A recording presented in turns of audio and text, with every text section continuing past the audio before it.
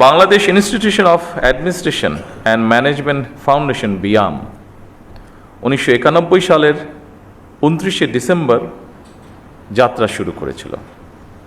2002 সালের নভেম্বর মাসে এটি বিয়াম ফাউন্ডেশনে রূপান্তরিত হয়। আজ সেই ফাউন্ডেশনের ট্রেনিং কাম ডরমিটরি ভবনের উদ্বোধন। বিয়ামের প্রতিষ্ঠা থেকে শুরু করে আজ পর্যন্ত অগ্রযাত্রার দিন তারিখগুলো প্রমাণ করে দেশ এবং জনগণের স্বার্থে বিএনপি সরকার বরাবরই একটি সুদক্ষ এবং প্রশিক্ষিত জনপ্রশাসন দেখতে চেয়েছে এবং দেখতে চায় ভবিষ্যতে।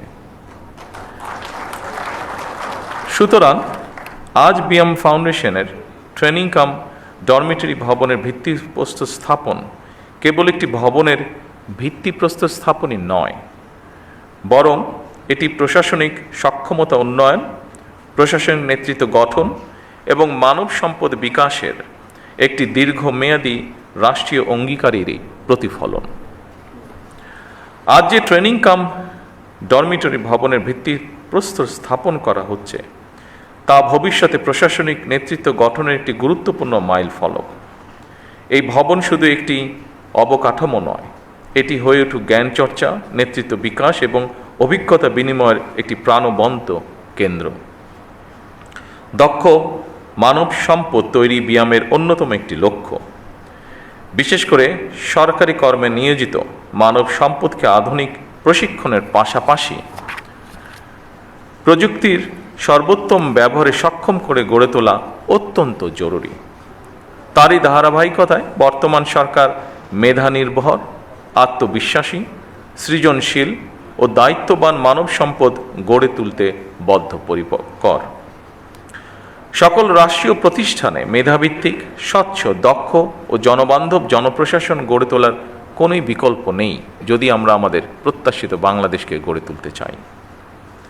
দীর্ঘ 1.5 দশকেরও বেশি সময় পর দেশের স্বাধীনতা প্রিয় গণতান্ত্রিকামী জনগণ নিজেরা সরাসরি ভোট দিয়ে একটি গণতান্ত্রিক সরকারকে নির্বাচিত করেছে। দীর্ঘদিন ধরে একটি জবাবদিহিমূলক, ন্যায়ভিত্তিক এবং জনকল্যাণমুখী শাসন ব্যবস্থার প্রত্যাশায় থাকা সাধারণ মানুষের আকাঙ্ক্ষার প্রতিফলন হচ্ছে বর্তমান সরকার।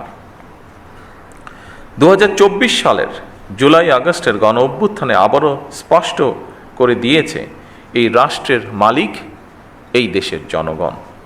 সুতরাং জনপ্রশাসনের কর্মকর্তা হিসাবে রাষ্ট্রের মালিক জনগণের স্বার্থ এবং কল্যাণ নিশ্চিত করা আপনাদের প্রধান দায়িত্ব।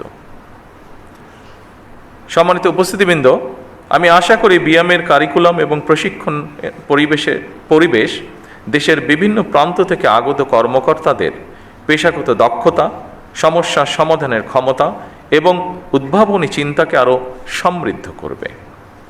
আধুনিক প্রশাসনে দক্ষতা মানে শুধু নিয়ম জানা নয়, বরং প্রযুক্তির ব্যবহার, তথ্য বিশ্লেষণ, দ্রুত সিদ্ধান্ত গ্রহণ এবং জনসেবায় সৃজনশীল দৃষ্টিভঙ্গি। এবং সেই লক্ষ্যেই বর্তমান সরকার প্রশিক্ষণ ব্যবস্থাকে আরও আধুনিক ও ফলাফলমুখী করার উপর গুরুত্ব দিয়েছে।